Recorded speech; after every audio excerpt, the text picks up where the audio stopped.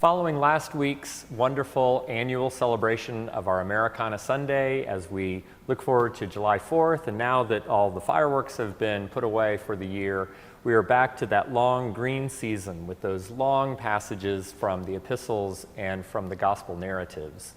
And we have some kind of opaque readings this coming Sunday. The opening collect, the prayer that begins the service, starts us off exhorting us to show love to one another, to follow Christ's commandments, to love generously all those around us.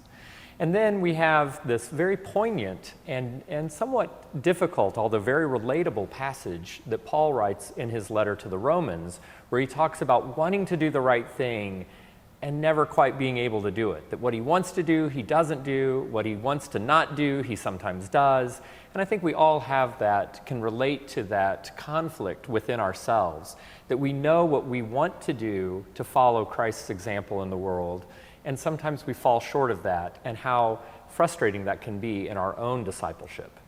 And that's followed then immediately by Christ's talking in the Gospels about being the example for us, but also our guide along the way. And the reading from the gospel for Sunday ends with him saying, "Lean upon me, learn from me, take my yoke upon me, for my yoke is easy and my burden is light." So this idea that we are instructed to love one another, to be the hands and feet of Christ in the world, that is, we are yoking ourselves to the will of Christ, but it is not a heavy burden. It is instead a liberating one. So while we try to live into that rule of love, that we also find that we are nourished by that. And that echo will happen again and again throughout the prayers and the hymns and the other music that we sing. We will all be thinking about how we can follow Christ's example to love.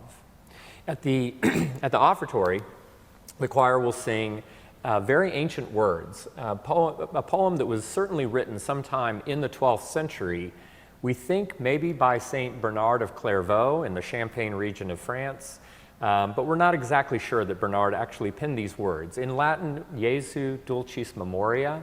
In English, Jesu, the very thought of thee is sweet.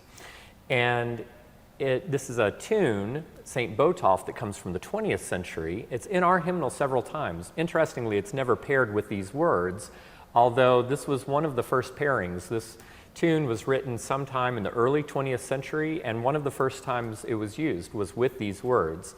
And this is a setting by the composer June Nixon, who uses that marriage of the tune with those words for a nice choral setting.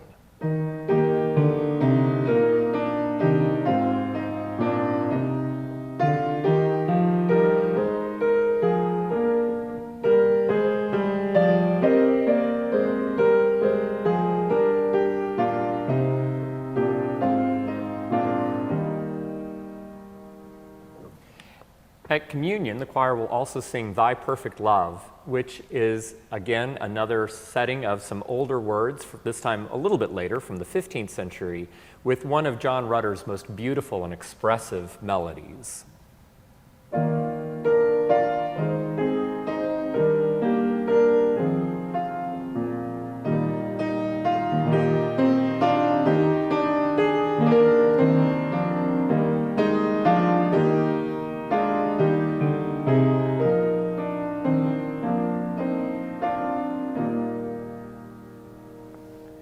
And the congregation will also have plenty of opportunity to join in singing some of those same words. We'll be starting the service off with Love Divine, All Loves Excelling, and keep on with these hymns that talk about showing God's love in the world, and then culminating with our final hymn, Go Forth for God, Go to the World in Peace, and subsequent verses, Go to the world in love, in strength, and in joy.